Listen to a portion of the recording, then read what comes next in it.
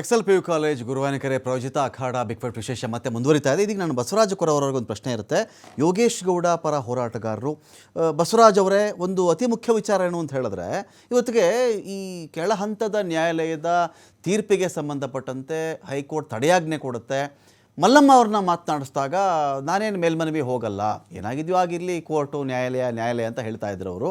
So ಈ ಇಡೀ ವಿಚಾರದಲ್ಲಿ ಅನೇಕ ಸಾಕ್ಷ್ಯಾಧಾರಗಳನ್ನು ಕನ್ಸಿಡರ್ ಮಾಡಿದಾಗ ಯೋಗೇಶ್ ಗೌಡ ವಿರುದ್ಧದ ಇದ್ದಂಥ ಸಾಕ್ಷ್ಯಾಧಾರಗಳು ಕಡಿಮೆ, ಅಥವಾ ಕೋರ್ಟಲ್ಲಿ ಬಂದು ಅವ್ರು ಸರಿಯಾಗಿ ಹೇಳಲಿಲ್ಲ ಅಂತಾರಲ್ಲ, ಒಪ್ತೀರಾ ನೀವು ಇದನ್ನ ಅಂತ?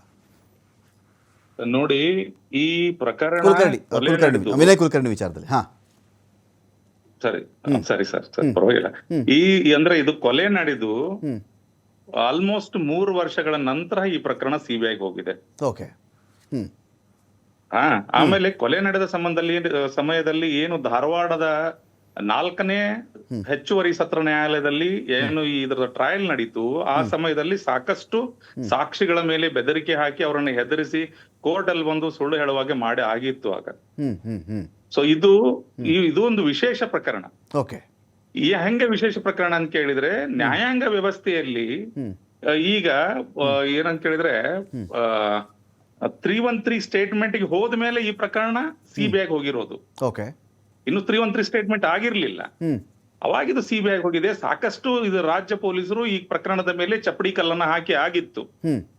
ಸೊ ಆಮೇಲೆ ಸಿಬಿಐದವ್ರು ಬಂದು ಅವ್ರು ಎಷ್ಟು ಸಾಧ್ಯನೇ ಅಷ್ಟು ಎಲ್ಲಾ ಸಾಕ್ಷಿಗಳನ್ನ ಕಲೆ ಹಾಕಿ ನ್ಯಾಯಾಲಯದಲ್ಲಿ ಚಾರ್ಜ್ ಶೀಟ್ ಅನ್ನು ಸಲ್ಲಿಕೆ ಮಾಡಿ, ಇದು ನ್ಯಾಯಾಲಯದಲ್ಲಿ ಬಹಳ ದಿನಗಳ ಕಾಲ ಇದರ ಒಂದು ಸಮಗ್ರವಾದಂತಹ ವಿಚಾರಣೆ ನಡೆದು ಇದರಲ್ಲಿ ವಿನಯ್ ಕುಲಕರ್ಣಿ ಅವರಿಗೆ ಶಿಕ್ಷೆ ಆಗಿರುವಂತದ್ದು.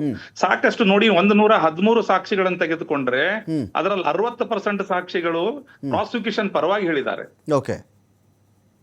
ಐ ವಿಟ್ನೆಸ್ ಗಳು ಹೇಳಿಲ್ಲ ಅಂತೇಳಿ ಇವ್ರು ಹೇಳ್ತಾರೆ. ಐ ವಿಟ್ನೆಸ್ ಗಳಲ್ಲಿ ಒಂದು ಐ ವಿಟ್ನೆಸ್ ಸಾಕು ಸರ್. ಸಾಕಷ್ಟು ಏನಂತ ಕೇಳಿದ್ರೆ ಸುಪ್ರೀಂ ಕೋರ್ಟ್ ಮತ್ತು ಹೈಕೋರ್ಟ್ ಗಳಲ್ಲಿ ಆದೇಶವಾಗಿರುವಂತಹ ಸಾಕಷ್ಟು ಕೇಸ್ಗಳದ ಒಂದೇ ಒಂದು ಐ ವಿಟ್ನೆಸ್ ಮೇಲೆ ಶಿಕ್ಷೆ ಕೊಟ್ಟಿರುವಂತವು. ಇದೊಂದು ವಿಶೇಷ ಪ್ರಕರಣ ಸರ್. ಇದರಲ್ಲಿ ಹಣವಂತರು, ಅಧಿಕಾರವಂತರು ಭಾಗಿಯಾಗಿ ನಡೆಸಿರುವಂತ ಕೃತ್ಯ ಇದು.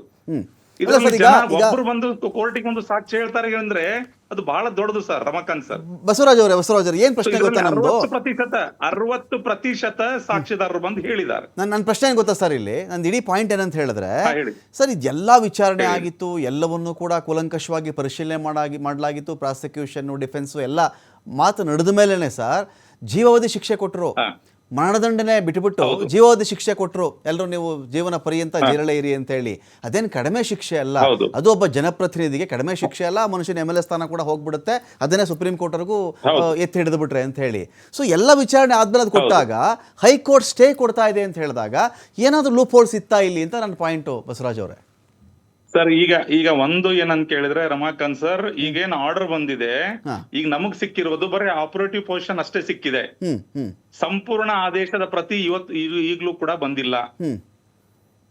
ಸಂಪೂರ್ಣ ಆದೇಶದ ಪ್ರತಿ ಬಂದ ಮೇಲೆ ಅದರಲ್ಲಿ ಏನ್ ಲೂಪ್ ಹೋಲ್ಸ್ ಗಳಿದಾವ, ಏನು ಅಂತ ಕೇಳಿದ್ರೆ ಯಾವ ಅಂಶಗಳನ್ನ ನ್ಯಾಯಾಲಯ ಗಣನೆಗೆ ತೆಗೆದುಕೊಂಡು ಇವ್ರಿಗೆ ಸ್ಟೇ ಕೊಟ್ಟಿದೆ ಅನ್ನೋದನ್ನ ಗಮನಿಸ್ತೇವೆ ನಾವು ನೋಡಿ ಸುಪ್ರೀಂ ಕೋರ್ಟ್ಗೆ ನಾವು ಮನವಿಯನ್ನು ಮಾಡ್ಕೋತೀವಿ.